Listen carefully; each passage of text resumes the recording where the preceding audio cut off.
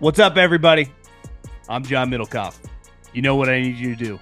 Subscribe to our YouTube channel. We got content for days reacting to every NFL game all the time, every single day. Subscribe, like the videos.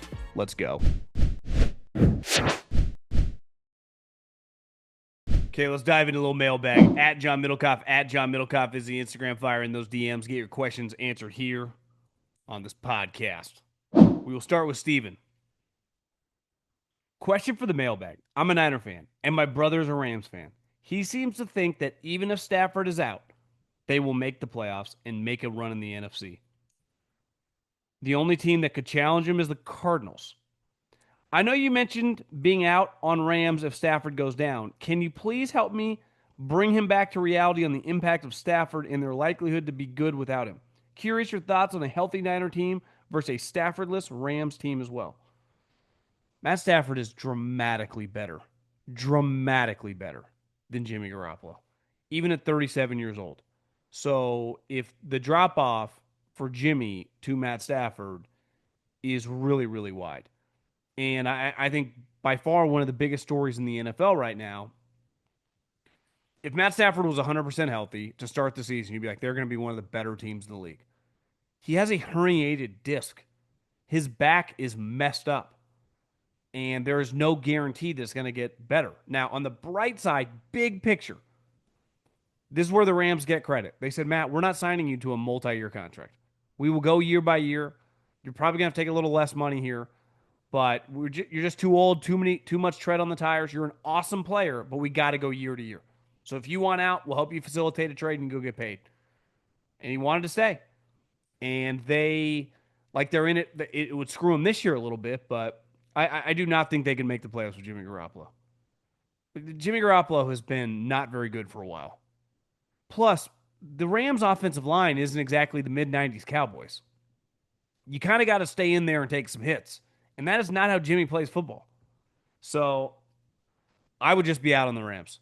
Not that they're going to be a dumpster fire, but they won 10 games last year. They won 10 games the last couple years. So I have a hard time seeing them be a 10-win team if Jimmy Garoppolo is playing all the games.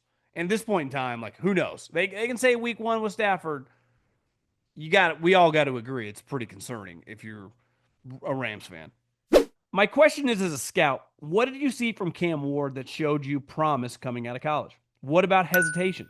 I've been a Titans fan since I was 9, so it was really cool to finally get a superstar quarterback, the first since Steve McNair.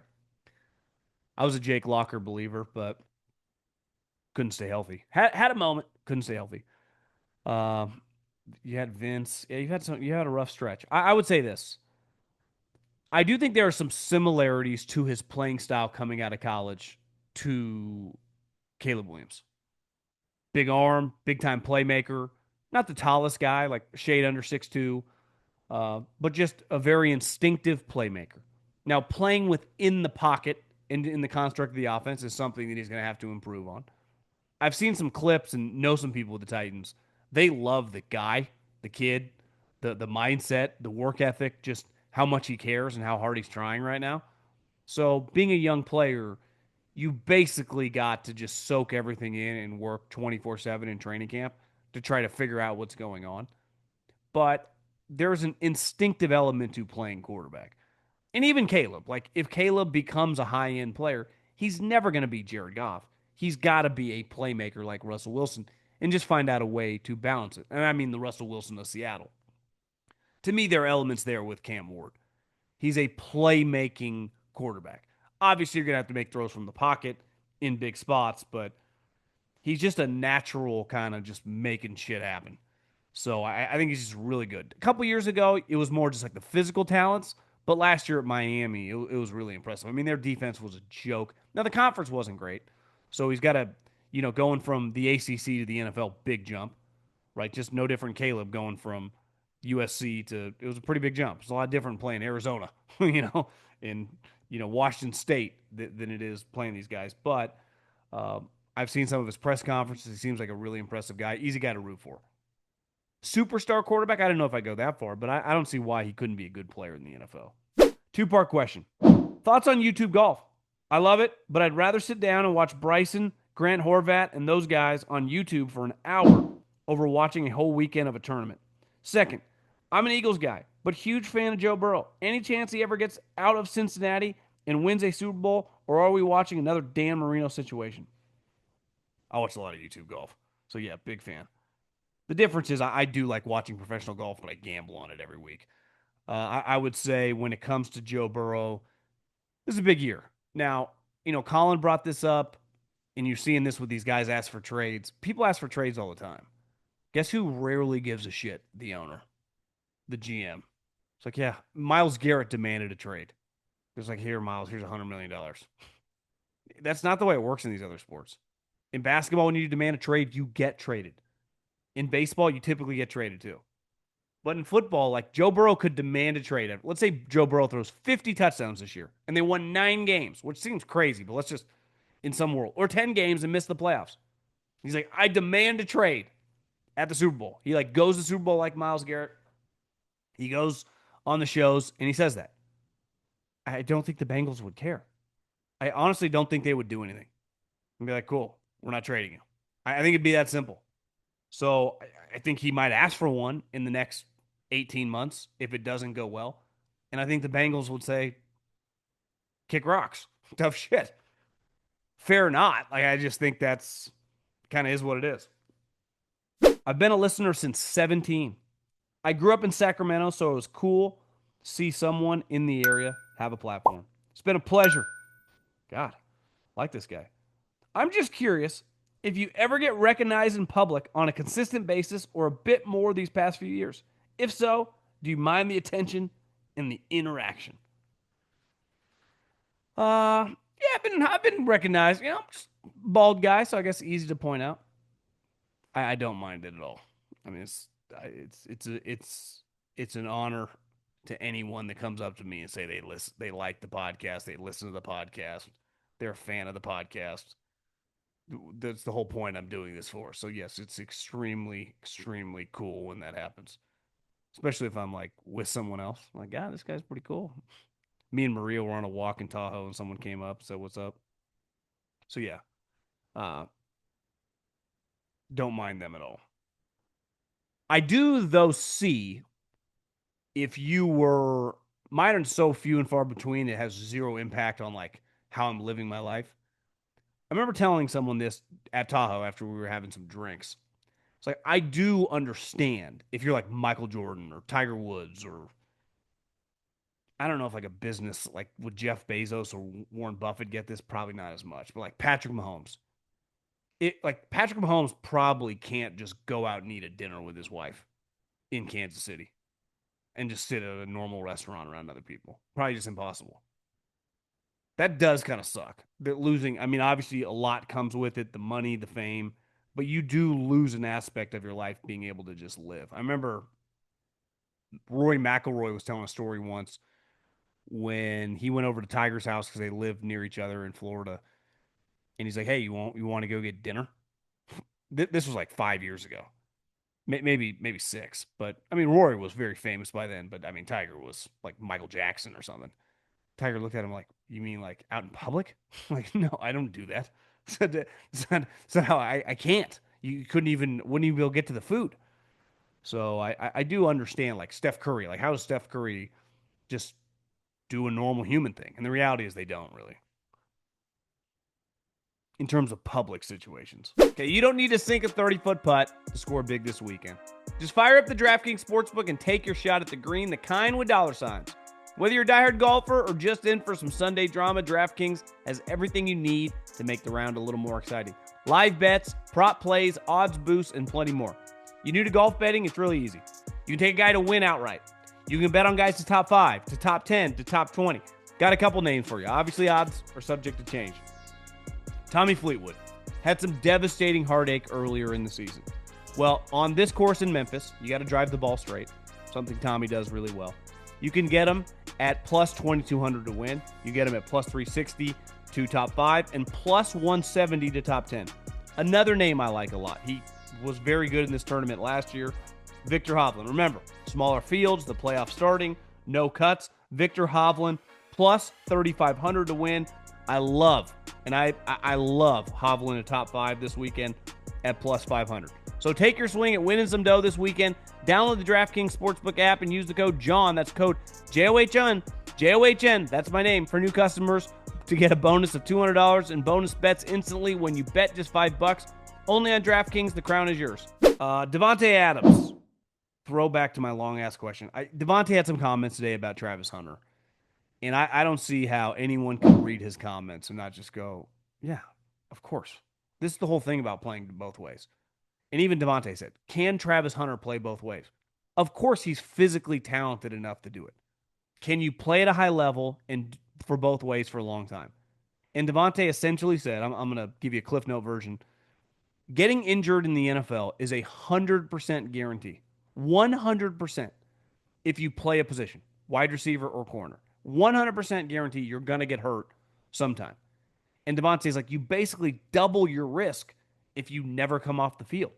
Because if I'm a wide receiver and I play 60 snaps during the game, well, if I play double that, 120, or even just an extra 40, my percentage chance of being injured goes way up. So the mileage also on my body over the course of a career isn't just going to shorten your career. I've said this all along. And listen, he's not maybe, how could he be worried about what are you going to look like at 32 years old? It's all about how you're playing right now. And can he do it right now? 100%. Can he be a starting wide receiver in the NFL? Yes. Can he, I don't know, depending on who you talk to that scouted him, like exactly how to play him. Can he just bring him in on like third and second and long and have him be like an off corner and let his kind of instincts work? Kind of that, that's like his skill set. But can he do it as a rookie? 1,000%. But like over the course of your career, and then this always gets complicated. If it does go well, how do I invest into a player, which would be an astronomical amount of money for a guy whose percentage chance to get injured is double everyone else?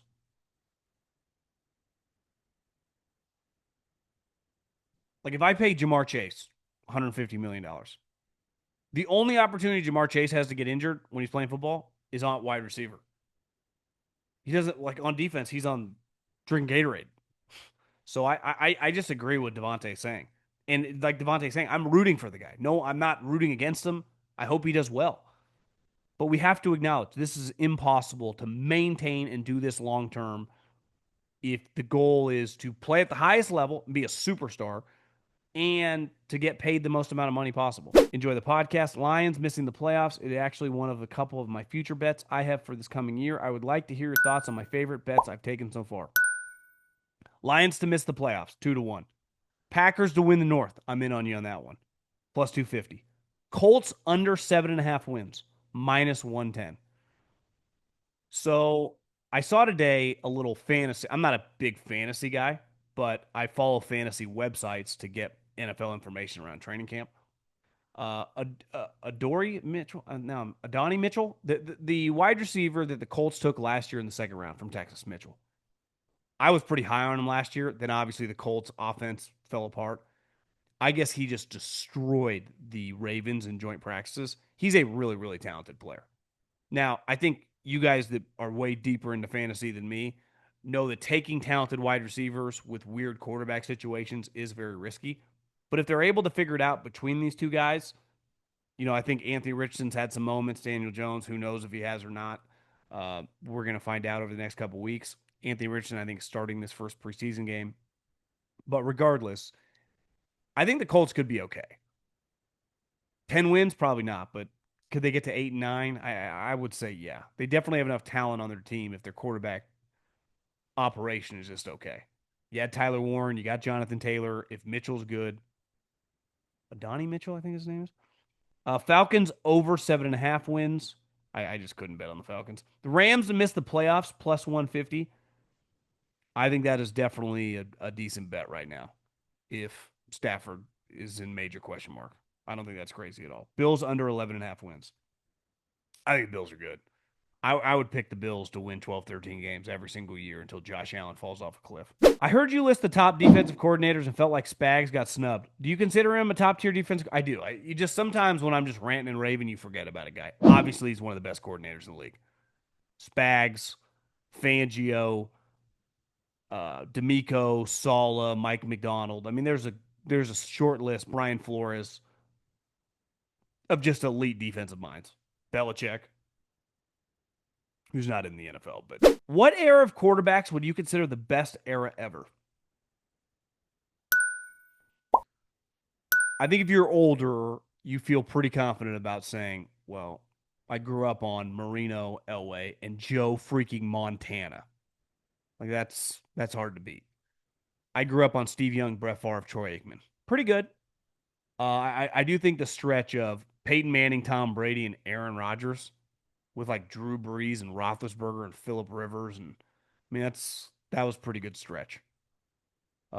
Pretty hard to beat. If Tom Brady's the best quarterback of all time, Peyton Manning's considered a top five guy of all time. You could make the argument Rodgers top five guy right there, at least top six, seven. Uh, Drew Brees is a top 15 quarterback. I think Roethlisberger, when he was on, was as good as anybody I've ever seen. So I think that run from like early 2000s to like 2015, pretty freaking good. We're on a pretty good one right now with the top crew of guys. I think it's just cyclical. Every decade plus, you kind of get a new crew of guys that kind of separate from the pack. And that was the group I grew up on was Steve Young, was Brett Favre, and Troy Aikman. But it was really, I mean, Brett Favre was the best of that group. And Steve was damn good too. Troy was just on such a good team and was a really good player. But I think when you look around the totality of other quarterbacks in that era, it might not be as great as it was now. Question for the pod about Stafford's injury. Kind of pissed this is coming up now when just a few months ago that he was complaining about more guaranteed money. Wonder if Kelly and he knew it and just wanted to squeeze the last remaining money that they could. Maybe an MRI doesn't pick up back. I'm not a doctor and know how all that stuff works, but to sign a contract, you get a physical, even if you're on the team, typically, especially in a situation like that. Was he a free agent? I guess he technically wasn't. Maybe he didn't get a physical, but I mean, he was around them. Did he tweak his back somewhere after the season? Is this something that came up? I'd also say, part of business, especially in a business like this, is you get as much money until they say there's no money left. When you hear players talk, they go, I'm not worried about the salary cap. I don't, that's not my problem. I heard Trent Williams say that the other day. It was like, I don't even factor in the salary cap when I'm worrying about my salary. That is not my problem. I think Matt Stafford would go, that not my problem who you're paying how. But based on what I've done for this franchise, even if my back is a little tweaked, even if he fucked him, that's where McVay and Les would get credit because clearly, if they knew Matt Stafford had a bad back, they would have traded him. But even if he kind of knew, like, my back's acting weird, you got to give them credit for like, listen, buddy, we're going no more than 1 year. This is a year by year thing. So I do stand by like that was shrewd business because it would have been pretty easy to be like, oh, we love you, Matt. We'll give you a couple years. This is what most teams would have done. Most owners would have done. Okay, LIV Chicago this week in Bolingbrook. Your boy has never been to the Windy City. Kind of crazy. Never been there. That will change this week. Flying out Friday, staying with a man named Colin Coward, and we are going to this tournament on Saturday. Not quite even sure what to expect. Hope I've been telling them like get us Phil. We can talk football. We can talk some divisional odds. We can talk who we like. To win the conference, to win the MVP. We know Phil likes to gamble. Bryson, content creator, like your boy. So I am just excited to watch this whole operation because listen, the television product in terms of ratings haven't worked out, but no one has argued that like being in the event, I would imagine there's going to be a pretty big turnout. I've never been or seen this course Bolingbrook, but I can imagine the vibes are going to be high. They clearly put in a lot of money in terms of the infrastructure and the party holes. So I'm excited to see what Livs bring to the table. Obviously, Bryson, Phil, DJ, Hatton, Bubba's playing well. So we will be at LIV Chicago this Saturday, and we'll report back next week. My question is about scouts and the GM. As a former scout, how much of the final draft board is controlled by the GM versus the intel gathered by the scouting team?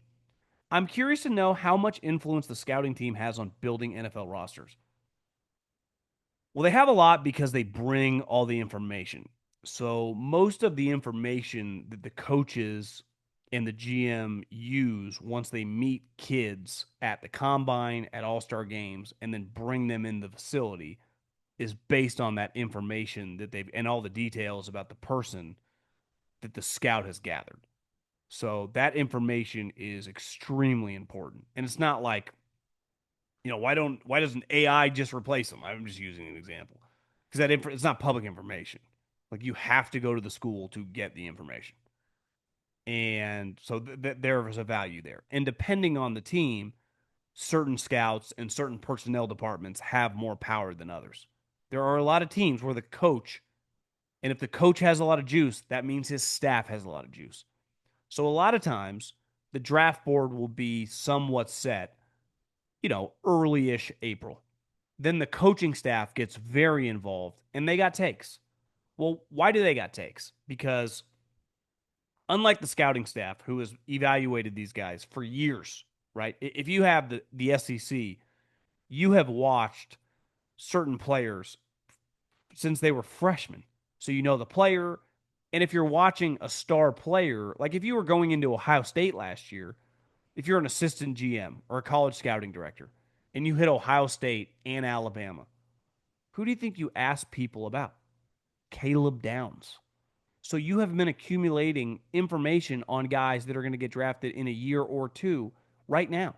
You don't think all these scouts are talking to the Brian Hartline and the head coach like, so man, tell me about Jeremiah Smith, even though he's 2 years away. So you're just gathering information. And, most kids is good, but who knows? You never know. It could be bad. It could just be like, yeah, we're working through some things, pretty immature young guy. And then by their junior year, they're matured. But you have a running diary about them. Well, the coaches get involved. And what do? Oh, let me get Kirby on the phone. Let me get my boy Sark on the phone. Let me get position coaches. And they call these guys and they're like, I'm telling you, my best friend from college is the D-line coach at Oregon. And he told me, like, coach, this guy, and that's where it kind of can shift.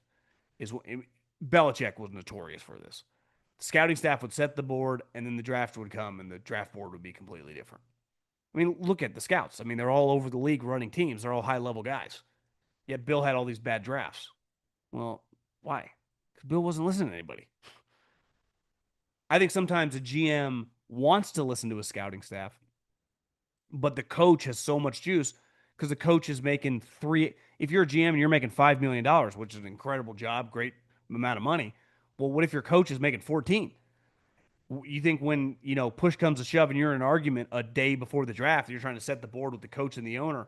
Coach is like, well, I talked to my boy, Sharon Moore, or Dabo gave me a call the other day, and he said that you got to be careful with this guy, or it's usually the opposite. It's usually something positive. It's like he said he loves this guy. Well, of course he does, because the higher that guy gets drafted, the better it looks for him. So that's where I think things get way crazy. Where in basketball and baseball, for the most part, like in baseball, no one's telling the GM what to do. No one's telling Billy Bean, Andrew Friedman, any of these guys.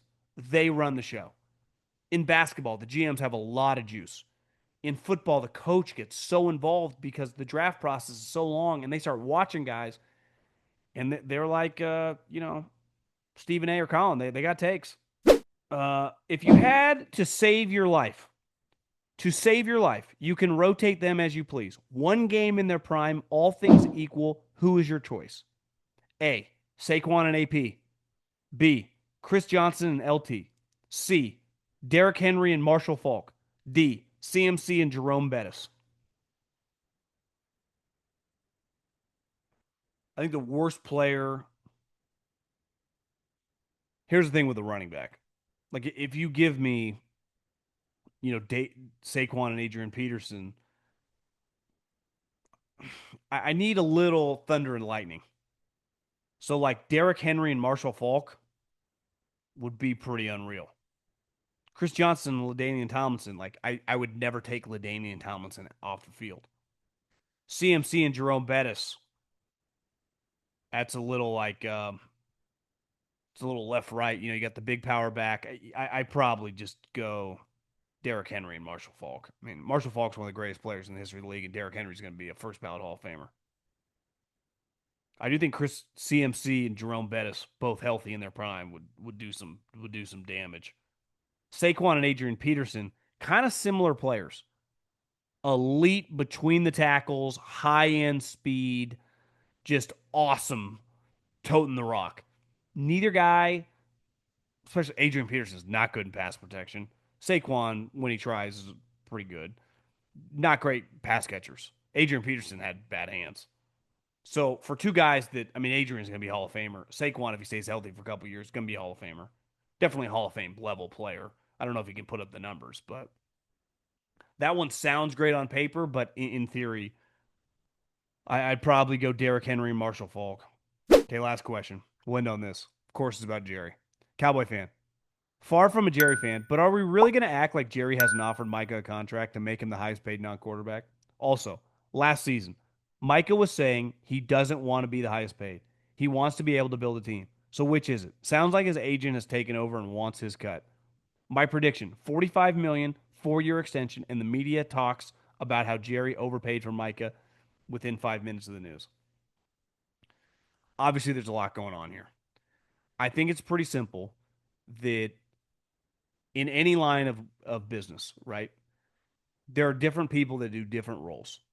On this podcast, I don't cut up my social clips. I don't even know how to do that. I don't load the podcast to the feed. I don't, I'm not pressing the button and cutting it up and putting it on YouTube. We got a team. We got a bunch of guys kicking ass and taking names. Just like in all your industries. Whatever you do, you probably work with other people that do other things. And if you're an individual and you pay someone to do something, and I'm telling you, like, hey, we need you to sign this contract. And I go, let's use an example. I don't have an agent or a lawyer that negotiates my contracts. I guess if I had a big question, I could reach out to somebody. But for the most part, if like, hey, we got to put together this contract for you to do these shows with Coward on Fox Sports, here it is. And I say, actually, could you send it to my lawyer or my agent or whatever, right? I pay that guy to look over the contract. And Jerry won't call the guy that looks over the contract. It's literally his job. It's why Micah Parsons pays him. Now, if it was an outlier situation, like no one in the NFL does this, like what's going on here, Micah? Literally everyone does this, beside a couple guys here and there throughout the years. It is a standard process. That has been the way that they have signed other players, is work through their agent. So when Jerry tries to do a deal straight up with Micah Parsons, you could argue it's a little unfair. Jerry's done a cajillion deals in his life, right? Stadium deals, player contracts, you name it, oil deals, buying teams. He's a deal maker. Like when you think of Jerry Jones, you think a guy that does deals. Micah Parsons is a pass rusher, not a deal maker. Like Micah Parsons has that podcast on Bleacher Report, right? Do you think Micah Parsons did that deal? Of course not. His marketing team or his agent did it all, set it all up. And then they sent him the equipment. I mean, with a guy setting it all up. Maybe Mike already had it set up. But like, you think he negotiated the details of that contract? No, it's not his job. So he pays people to do that. So it's like we're going to LIV this weekend, me and Coward. $200 million Phil got, the 150 DJ and Bryson, 300 Romp got. They had a manager, an agent, or a lawyer negotiate the deal, and then they paid him whatever, maybe $1 million flat fee or whatever it was. But like that was the guy's job. So my issue with this whole situation is like, if you want to get a deal done, and Mike is like, you got to go through this guy. This I'm paying him to do this for me, and Jerry won't. Like, what are we doing? What's the point of all this? And I get Jerry's position. If this guy did something to piss you off, I'm not privy to know if that happened or not. But it's to be mad at Micah for not wanting to talk with Jerry when Jerry knows that he's not even running point on this because the agent is. It all seems like a waste of time. I also think we get a little caught up with numbers getting thrown around by NFL reporters. Like this guy wants 40, this guy wants 45. Like who knows? But I do know that the agent, of course, he wants a cut. That's literally his business is to do big deals and get a cut. The agent doesn't care about the salary cap, doesn't give a shit. And most players, and listen, it's easy for Mike to say, I bet he doesn't care either. And I don't even blame him. It's not his problem. That's Jerry's problem. But this situation just feels like it's getting a little exhausting, honestly. Like, just can't these guys figure it out?